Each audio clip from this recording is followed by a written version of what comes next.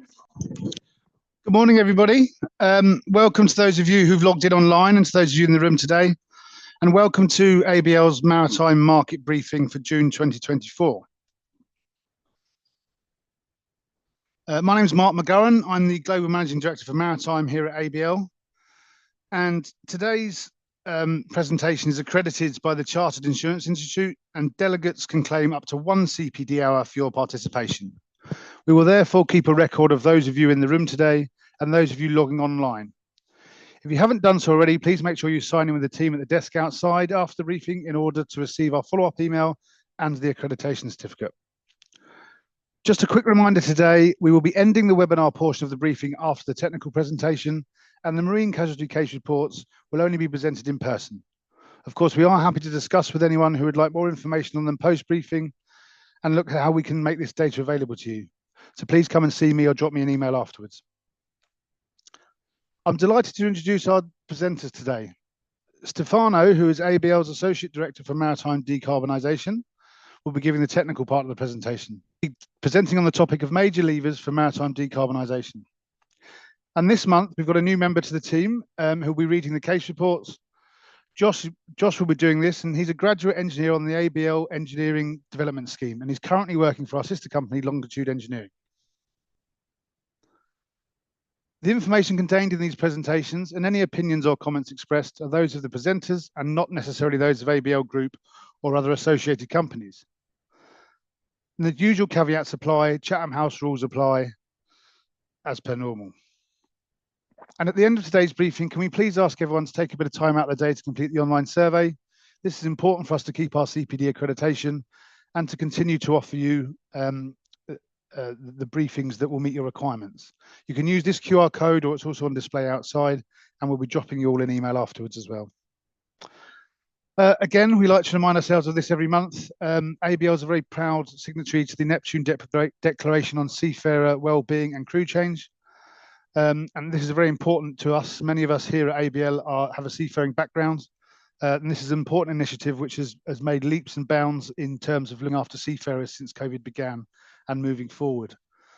So if you have an opportunity to take a look at this and sign up for your companies, then please do.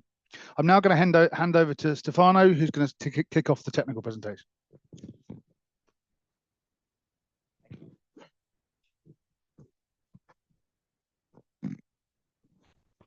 Thank you, Mark. Good morning all online and here at Lloyd's.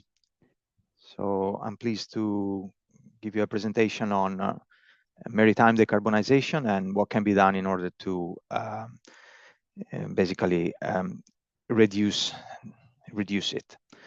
So today we will learn about the international shipping carbon footprint and the challenges to decarbonize it.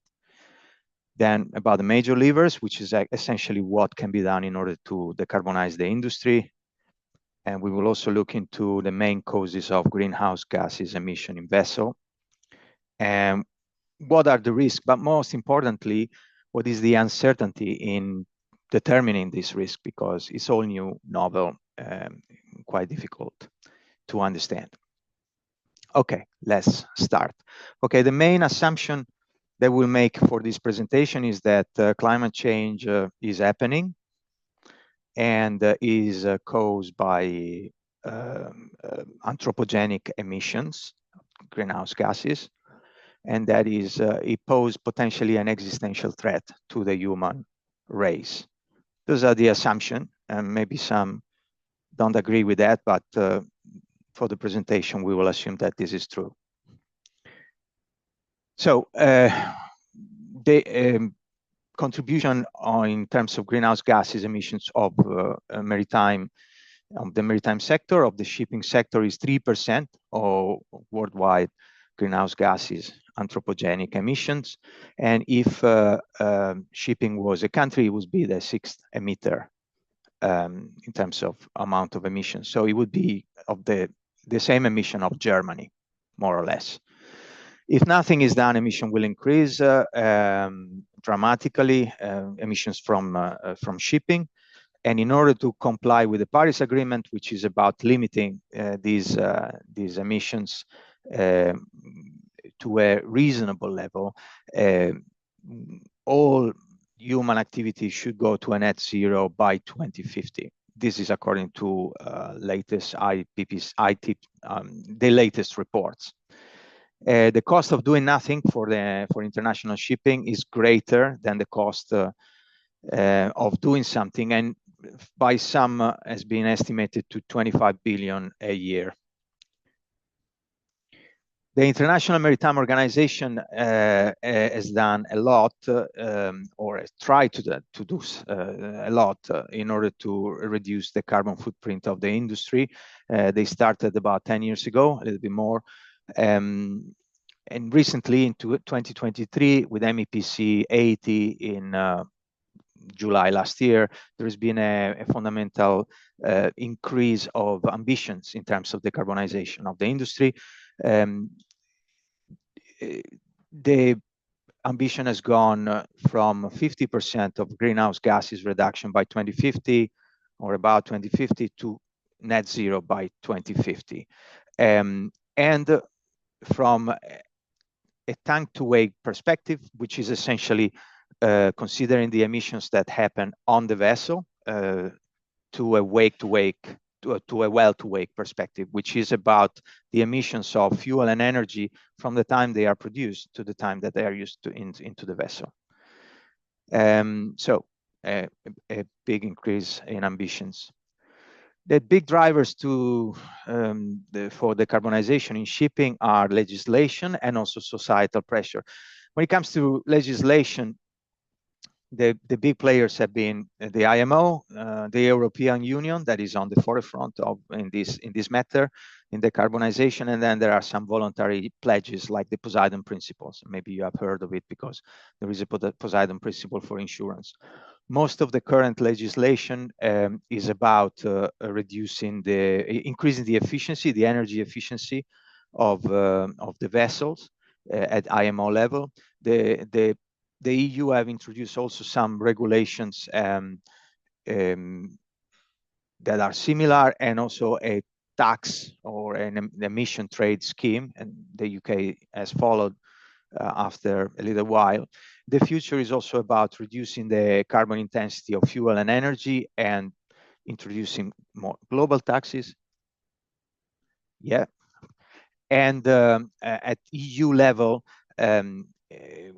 we are facing shore power, the obligation of using shore power for container ship and cruise ship by 2030. And then there is societal pressures. So how do we decarbonize the shipping sector? So first of all, it has to be said that most of the emissions from shipping, I would say 98 and 99% of emission from shipping, come from the use of fuel in energy converters. So internal combustion engine and boilers, but mostly internal combustion engine. So to convert the chemical energy in the fuel into mechanical energy, so into movement, or electricity or something else. And during this process, combustion happen of the fuel, and this process generates heat and CO2, carbon dioxide. So carbon dioxide is the main greenhouse gas for shipping. And there are others, of course, like nitrous oxide and methane, but they are less. Okay, so mostly we have 4 ways to decarbonize the maritime sector. Working on energy, so reducing the energy use, because that means reducing carbon dioxide and emissions.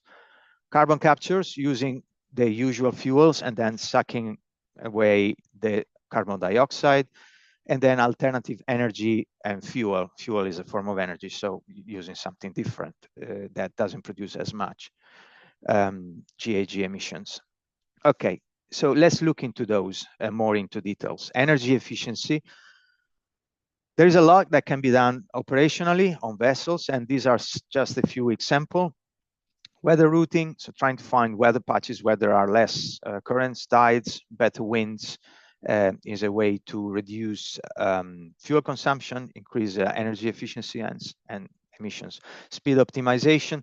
there is a correlation between speed and power. Power is related to energy. It's a cubic correlation.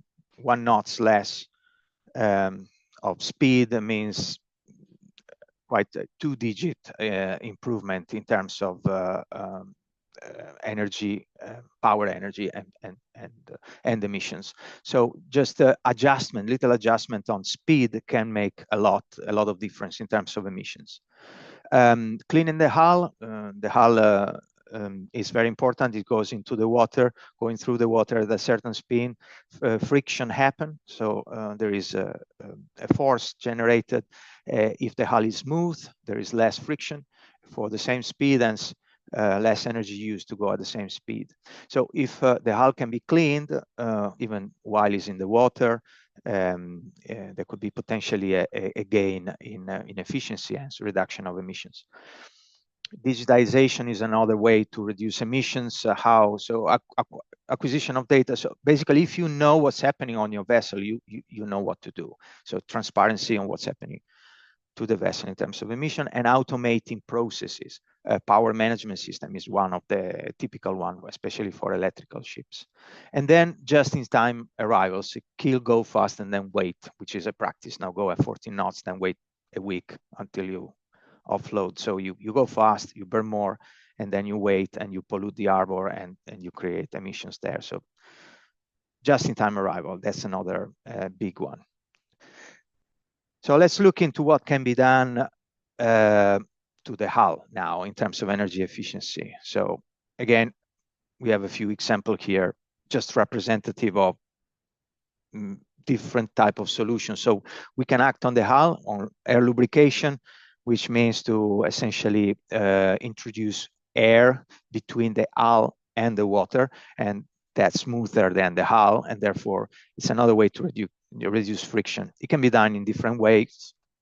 And then there are devices, appendices that recover energy from the hull. So gate rudder is one, counter-rotating propeller, Mewis ducts. They recover energy and therefore efficiency. So these devices claim to have an effect of between 5 to 15% of, depending from the system, on the fuel consumption and the emissions. Now, I wanted to talk to you about alternative energies. We are going to focus on wind propulsion, on wind-assisted propulsion. There are other alternative energies. You can use wind to produce electricity, but we don't talk about that. You can use solar PV, but the effect is not very big on vessels, and you cannot store much of it. And you can also use nuclear, of course. But we are not going to talk about these things because the uptake of these other technology is not very big at the moment in shipping. Whereas here, we are talking about 52 vessels at the moment, over 400 gross tons with these devices installed. And by Q1 2025, it will reach about 90 vessels in total. And the pipeline is pretty substantial. At the moment, we have 2.5 million deadweight with these devices sailing. So two classes of these devices, the mechanical sails, so rotors, so flattened rotor sails on the left-hand side for who is in the room, and suction wings. So these have elements that are moved by electricity, like the rotors rotate, and they generate somehow a lift with a physical principle called the Magnus effect. The suction wings, the moving part is inside the wing and suck the air and create a magnified lift, essentially. So those devices have been tested. There are a lot of rotor sails around among these 52 vessels. More than half of them are rotor sails. And then we start to have a few suction sails around. And then we have the fixed sails, meaning they don't have any mechanical device inside. So hard sails and soft sails.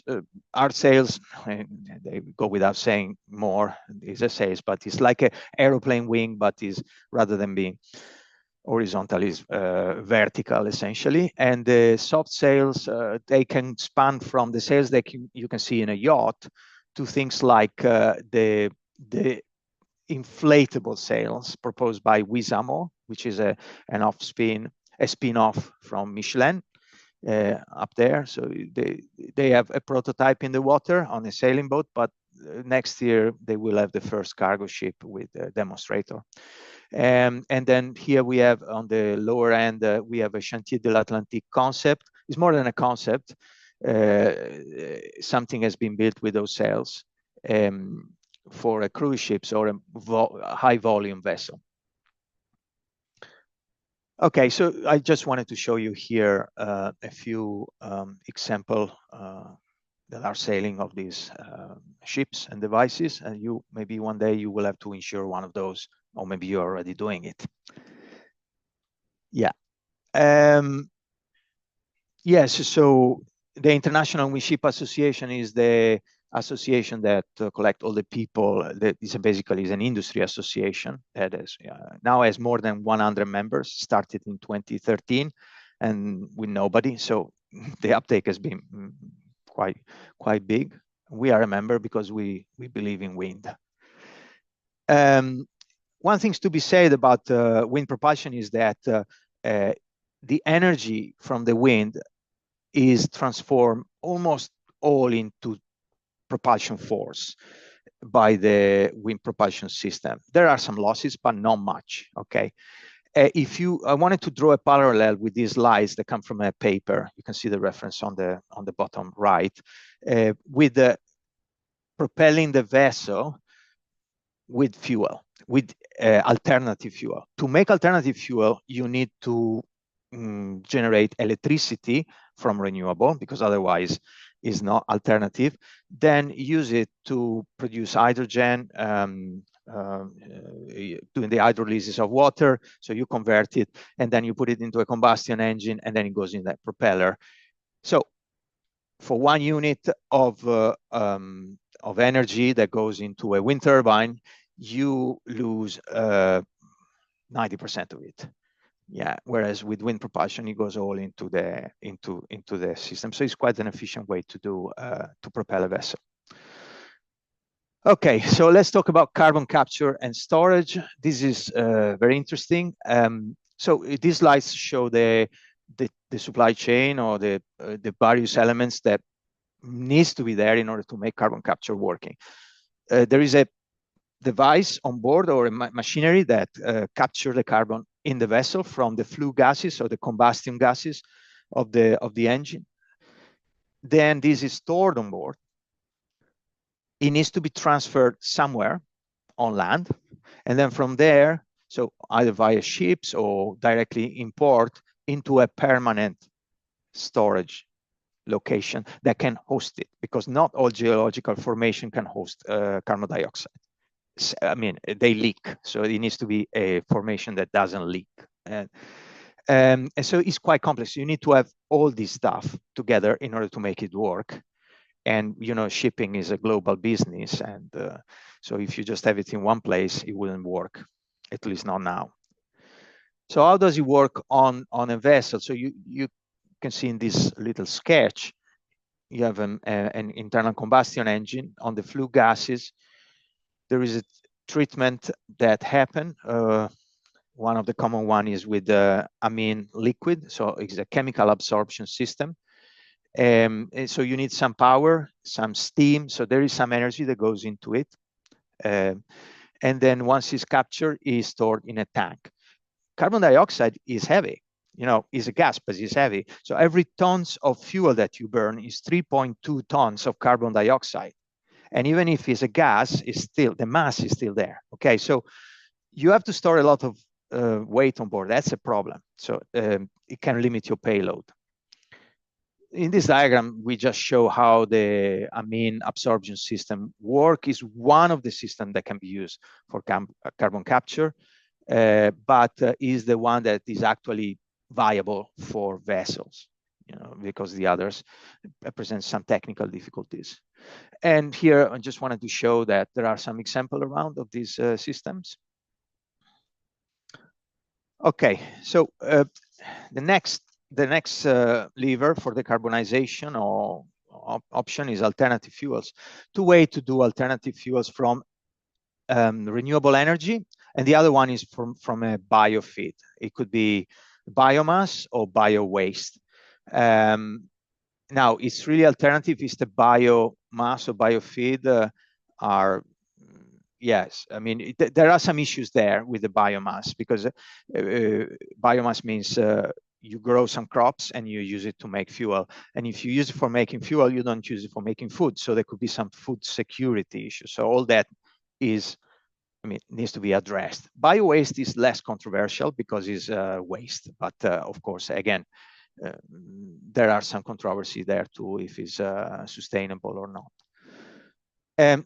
So, okay, and then there is the usual way to do it, to do hydrogen from natural gas, which is a fossil fuel, and then you capture the CO2 that come out from that, and you store it underground.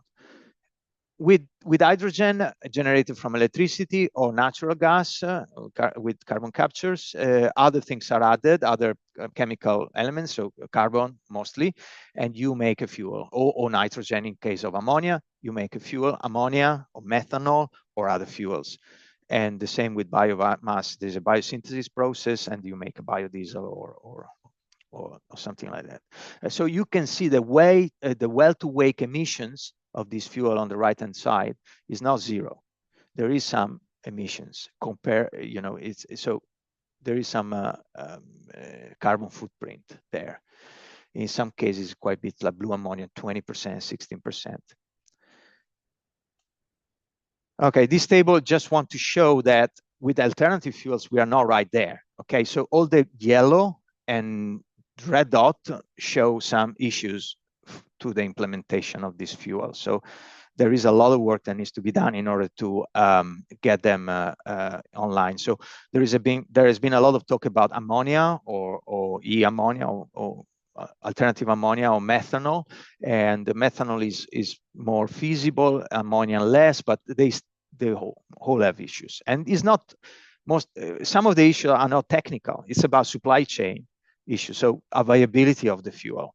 It's about safety. It's about risk of explosion or fire because of low flash points and toxicity, things like that.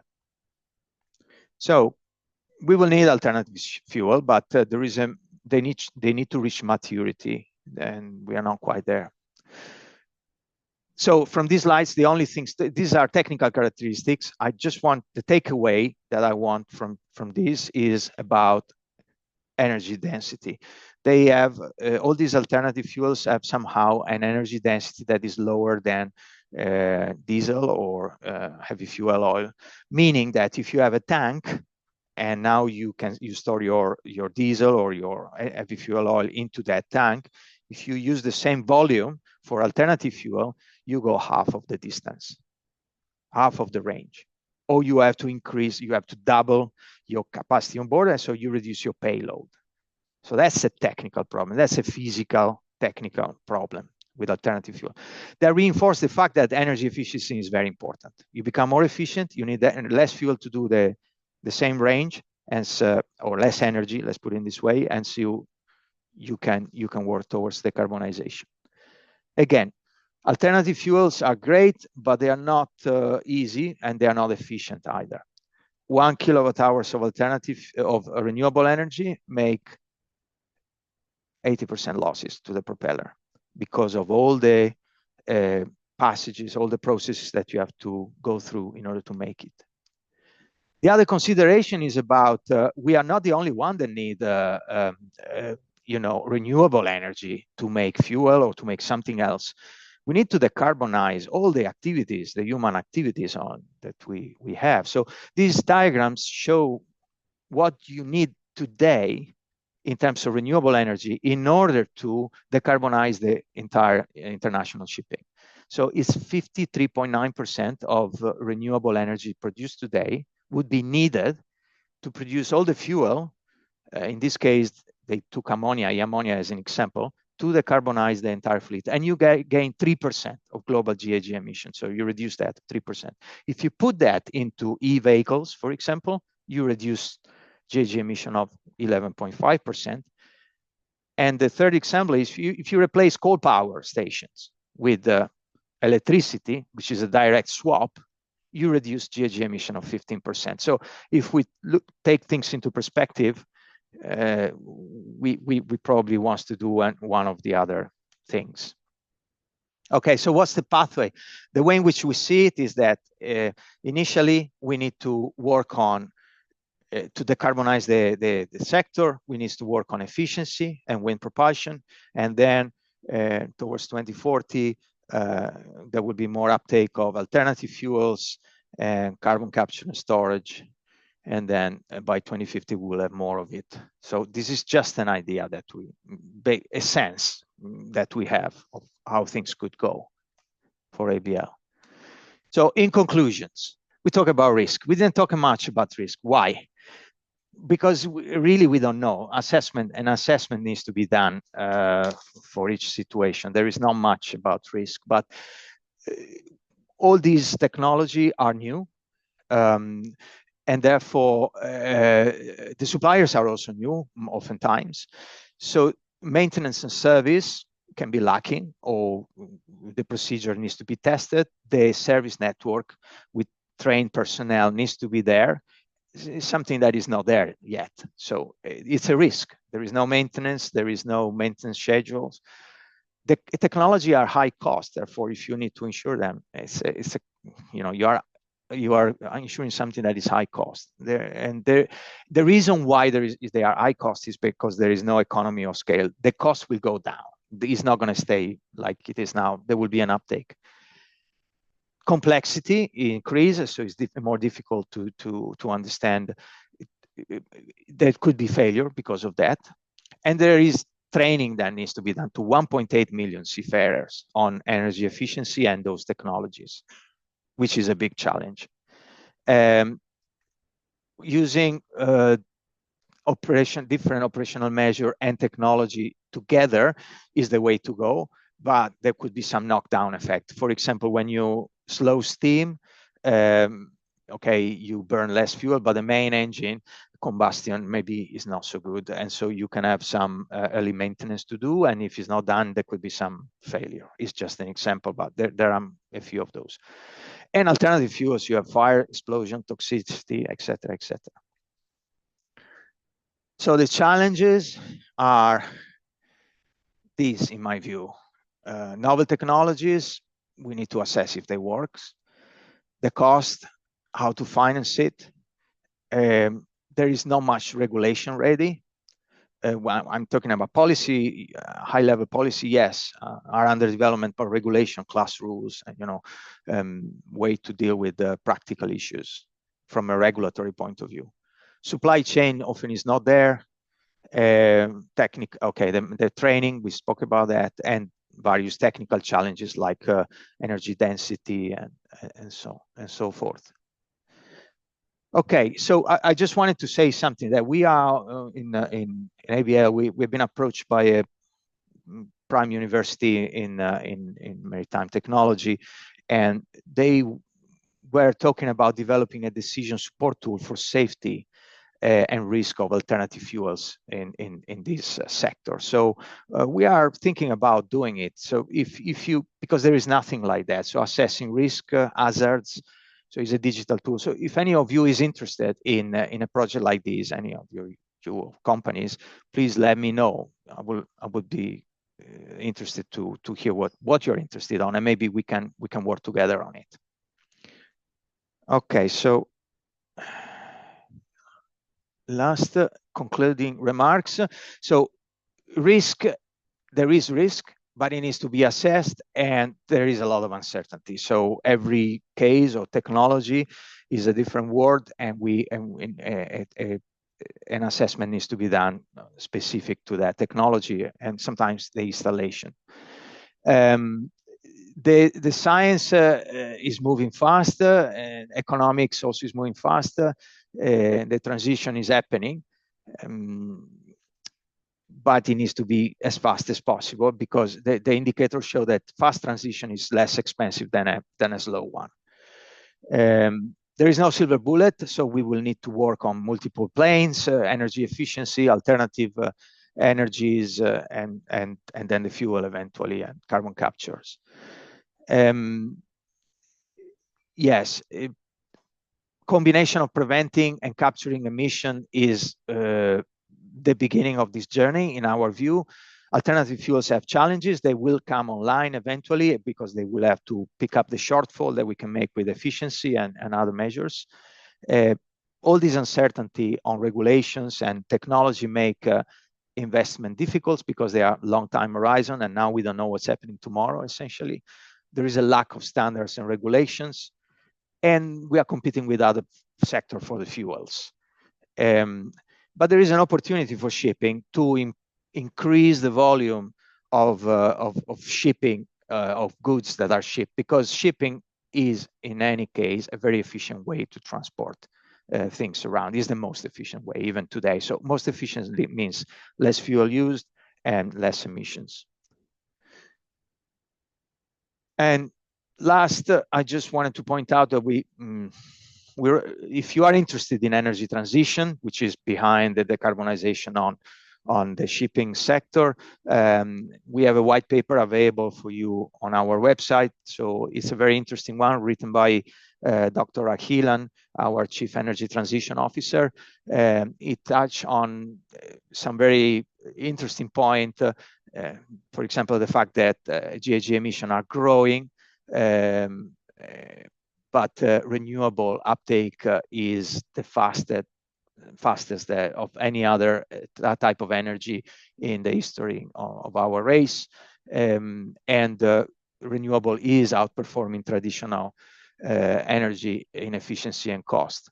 Material demand is not a showstopper to do that, and he explained that on the basis of science and literature review of scientific articles. There is still a lot of subsidies on fossil fuel, and on the tune of 7 trillion in 2022 and more. And this is not from an environmentalist group. Data is from the International Energy Agency. You can find it online. And energy transition economy needs to be fast. The transition needs to be fast, because that will save a lot of money, as I said there. Okay, that's it. Any question? Yes, sir.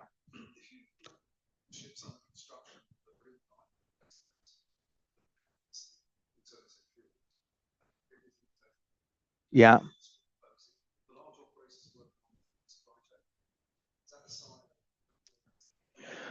I think